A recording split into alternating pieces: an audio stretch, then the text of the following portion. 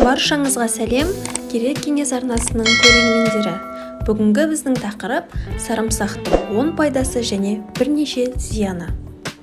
Адамның қорғанышы иммун жүйесі. Түрлі жұқпалы ауруға қарсы тұру қабілетіміз де сол иммун жүйеміздің мықтылығына тікелей байланысты. Иммунитетті күшейтуде тамақ рационы аса маңызды. Міне, осындайда сарымсақ жеудің пайдасы көп екенін жиі естиміз. Сонымен сарымсақтың қандай пайдасы және пайдалы екен деп шамадан тыс жеудің нендей зияны бар? Ең алдымен пайдасын тізіп шығайық. Бірінші, бактериямен күреседі.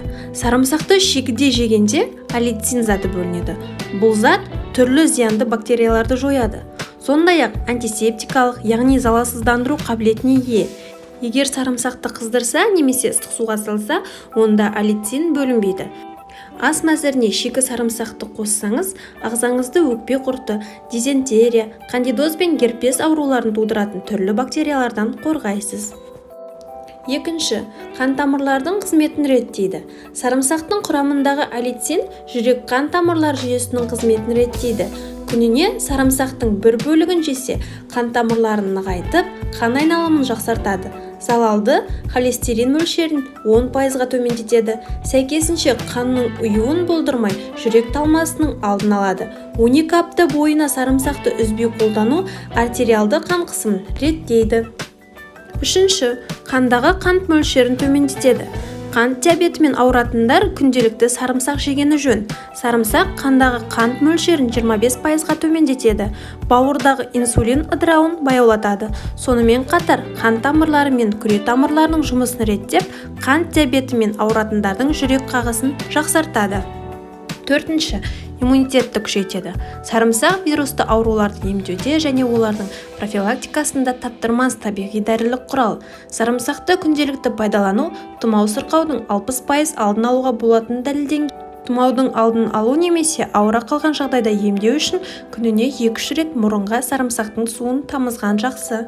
Бесінші, қатерлі ісіктің алдын алады. Сарымсақ құрамындағы күкірт, диалил сульфид, саллил цистеин мен селен ағзадағы шлакты сыртқа шығарып қана қоймай, қатерлі ісік жасушаларын өлтіреді. Зерттеулер нәтижесі сарымсақты күнделікті қолдану қатерлі ісіктің пайда болуын 20%-ға төмендететінін көрсеткен. Соның ішінде асқазан рагы, тоқ-ішек ісігі, бауыр, сүт безі ісігі қаупін азайтады. Алтыншы, паразиттер. Аскаридозбен жер бетінде 1 миллиард адам ауырады екен. Бұл ересектер мен балаларда кездесетін ауру. Оны тудырушы аскарида, яғни ішек құрты. Ал сарымсақ ішек құрттарымен күресудің табиғи әрі тиімді жолы. Сарымсақты шикі жеген жөн. Немесе 200 мл сүтке, балаларға 70 мл жеткілікті. Бір бөлік сарымсақ салып, әбден жұмсарғанша қайнатыңыз. Жылы күйінде сүзіп алып, клизма жасау керек. Клизманы 1 апта күнделікті жатар алдында жасаған дұрыс. Жетінші, ас қорыту. Сарымсақ ас ішек жолдарына өте пайдалы. Оны күнделікті пайдалану асқазан сөлінің бөлінуін және темірдің дұрыс сіңуіне көмектеседі. Ас қорыту процесін жақсартады, қарынның жұмысын реттейді, ішек жұмысын жақсартады, тәбетті көтереді. Алайда асқазан ойық жарасы және басқа да аурулардың асқынуы кезінде сарымсақты қолданбаған абзал. Сегізінші, буын аурулары. Сарымсақтың аяқ-қол буындары үшін пайдасы зор. Тұз жиналудың алдын алуға болады. Зақымданған буынның тіндерін қалпына келтіреді. Сүйек майларының азаюын болдырмайды. Остеоартриттің алдын алады. Сондықтан да сарымсақты ас мәзіріне қосыңыз. Тоғызыншы, теріні қалыпқа келтіреді. Сарымсақтың құрамындағы дәрумендер теріні серпіндетеді, безеудің пайда болуын азайтады, әжімнің бет терісінің қартаюын алдын алады. Бұл үшін сарымсақтан жасалған маска жасау міндетті емес. Күніне сарымсақтың 1-2 бөлігін жесеңіз болғаны. 10-шы, артық салмақпен күрес.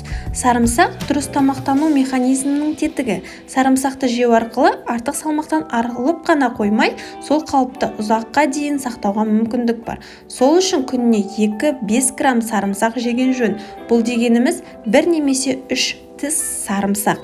Сондай-ақ зімбір қосылған сарымсақ шайын ішуге де болады. Ол үшін зімбір тамыры шамамен 4 см болатын тілімі.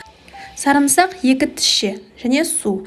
Дайындалуы: зімбір мен сарымсақты ұсақтап тураймыз. Оған 2 литр ыстық су құйып, 1 сағат көлемінде су буында немесе термоста демдейміз. Артынша сүзіп алып, күні бойы аздаған мөлшерде бірнеше рет ішеміз. Сарымсақтың зияны қандай? Сарымсақ құрамы түрлі элементтерге өте бай. Десе де оны шамадан тыс жеуге болмайды, әйтпесе уланып қаласыз. Күніне 8 тіс сарымсақты жесе қан кетеді. Сарымсақты аш қарынға жемеген жөн. Асқазаны ауыратындар ауруы асқынған не қозған кезде сарымсақты жемегені дұрыс.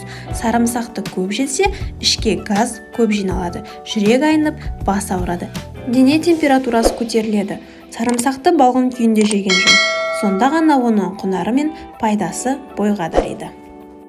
Достар, бүгінге осы.